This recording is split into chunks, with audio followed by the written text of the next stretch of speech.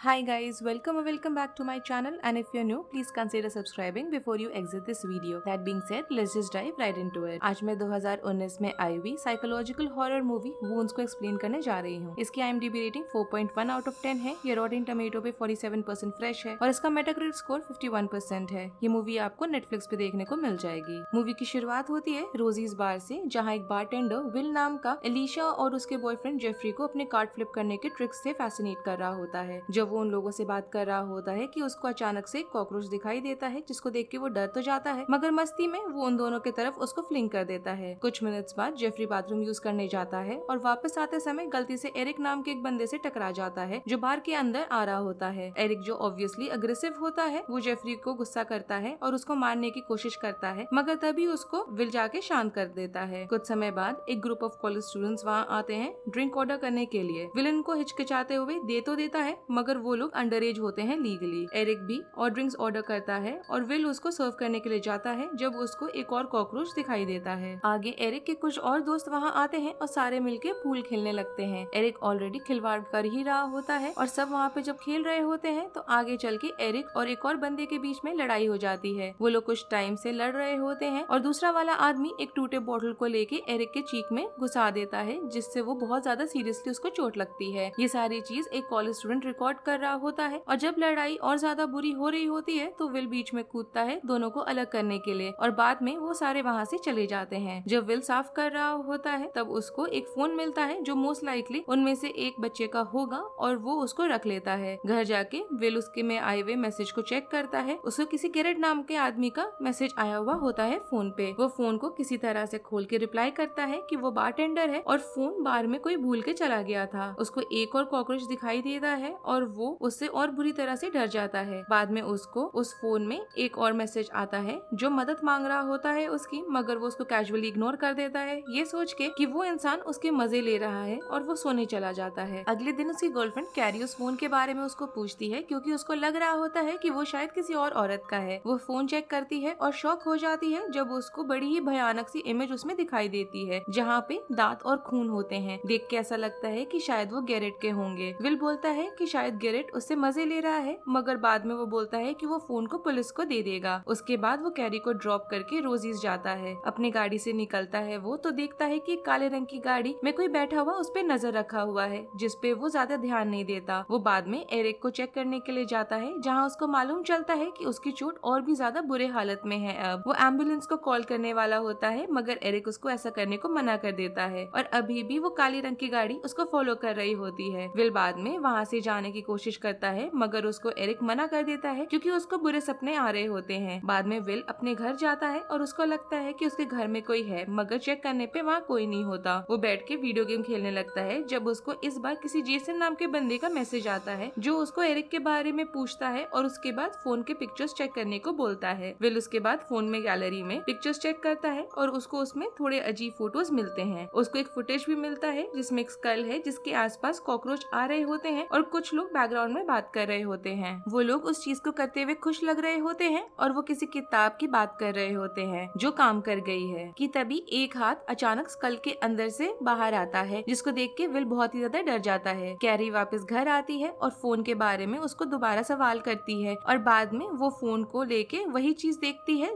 जो विल ने देखा था और फोटोज के बैकग्राउंड में वही किताब वो नोटिस करती है जिसका टाइटल होता है ट्रांजिशन ऑफ वूंड्स। वो वही किताब है जिसके बारे में वो लोग वीडियो में बात कर रहे होते हैं। जिसके बाद वो विल को वही नंबर पे कॉल करने को बोलती है जिससे उसको वो चैट कर रहा है। जब वो कॉल करता है तो कुछ हॉरिफाइंग सा होता है। वो कुछ अजीब आवाजें फोन में से उसको सुनाई देती हैं, जिससे वो अट्रैक्ट होने लगता है और उसके लिए फोन रखना मुश्किल होने लग जाता है। कैरी पुलिस को फोन करने जाती है, मगर विल भाग के उसको रोक देता है और उसको एक झलक के लिए कैरी का सर दिखाई देता है, वैसे ही जैसे फोन में वो फोटो में उसको दिखाई दिया था। जिसके बाद वो ये चीज ड्वेन से डिस्कस करने का सोचता है जो उसका दोस्त है पुलिस में। रास्ते में ड्वेन से मिलने जाते समय उसको एक और मैसेज आता है, मगर इस बार वो जेसन नाम के बंदे का होता है और वो उसको थैंक यू बोल रहा होता है कॉल करके चूज करवाने के लिए खुद को। एक और मैसेज भेजता है जेसन कि उसको फोन वापस चाहिए और वो उसके जस्ट पीछे है। वो जब शीशे में देखता है तो उसको वही गाड़ी दिखाई देती है जो रोजीज पे उसको दिखी थी। देख के लगता है कि जेसन ही शायद वो इंसान है जो शुरू से उस पे नजर रखे हुए है। फोन अचानक से स्कैरी तरीके से बदल जाता है और काफी सारे कॉकरोचेस उसके हाथ में चढ़ने लगते हैं, डर के वो फोन को गाड़ी से बाहर फेंक देता है और साइड में जाके गाड़ी लगाता है, अपनी टी शर्ट उतार के, और जमीन पे गिर जाता है कॉकरोचेस को भगाने के लिए। बाद में उसको मालूम चलता है कि वहाँ पे कोई कॉकरोचेस थे ही नहीं, मगर इसके पहले कि वो वापस जाके फोन उठा सके कोई उसको ले गया होता है। वो ड्वेन के पास जाता है बात बताने के लिए, मगर उसके पास उतने डिटेल्स नहीं होते हैं जिससे पुलिस काम कर सके। उसको लगता है कि इस चीज के पीछे सारे कॉलेज के स्टूडेंट्स रिस्पॉन्सिबल हैं जो बार में आए थे। उस रात विल को एज यूजुअल बार में वो जाता है और वहाँ पे अलीशा आती है टाइम स्पेंड करने के लिए। विल को देख के लगता है कि वो उसके माइंड में बहुत सारी चीजें चलने लग गई हैं उस एक्सपीरियंस की वजह से। वो दोनों साथ में रात गुजारते हैं, मगर आगे चल के उन दोनों के बीच में डिसएग्रीमेंट हो जाती है। बाद में उसको कैरी की तरफ से एक अजीब सा मैसेज आता है और वो घर भागते हुए जाता है। वो घर जाके कैरी को कुछ अजीब टनल के इमेजेस को देखते हुए देखता है उसके लैपटॉप पे। उसको देख के लगता है कि वो किताब को भी छेड़ रही थी। विल उसको फोटो के बारे में पूछता है, मगर वो बोलती है कि उसको ऐसा कुछ भी करना याद नहीं है। उसको बाद में बुरा सपना आता है जहाँ एक आदमी डाइनिंग टेबल पे बैठा हुआ है और एक रिचुअल के बारे में बता रहा है जो उन्होंने करा है और कैसे किसी चीज को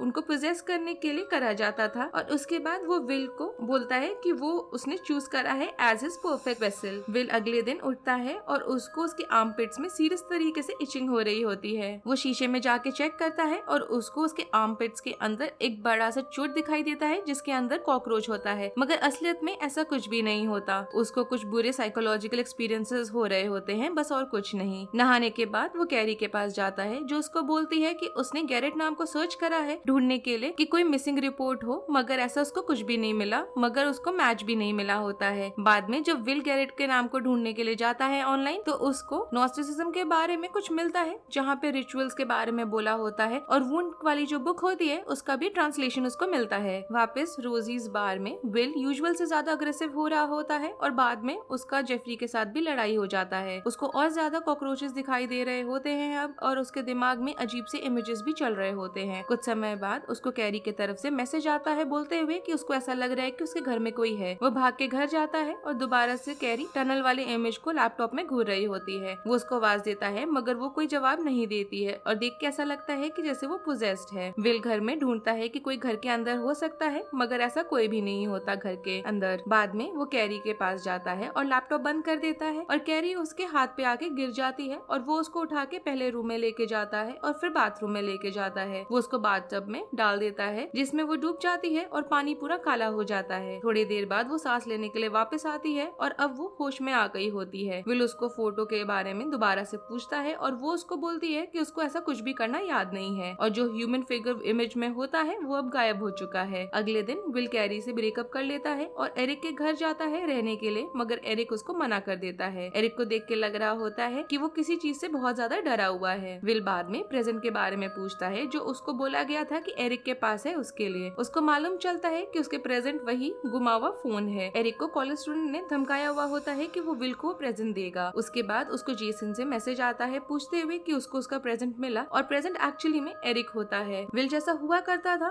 वो अब बिल्कुल भी वैसा नहीं रहा और उसको देख के लगता है कि किसी से वो पोजेस्ड हो चुका है। विल उसके बाद उसी फोन से गैरेट को फोन करता है और अजीब शोर सुनाई देने लगता है। एरिक वो सुन के दर्द में चिल्लाता है और थोड़े देर में बहुत सारे कॉकरोचेस रूम के अंदर भरने लग जाते हैं। विल बाद में एरिक के सोल को सक कर लेता है उसके चीक में बने हुए वुंड से, और अब वो पहले से और ज्यादा खतरनाक हो चुका होता है और मूवी वहीं खत्म हो जाती है। अगर आपको इस मूवी की एक्सप्लेनेशन पसंद आई हो, then do like the video, subscribe to my channel and thanks for watching. Bye.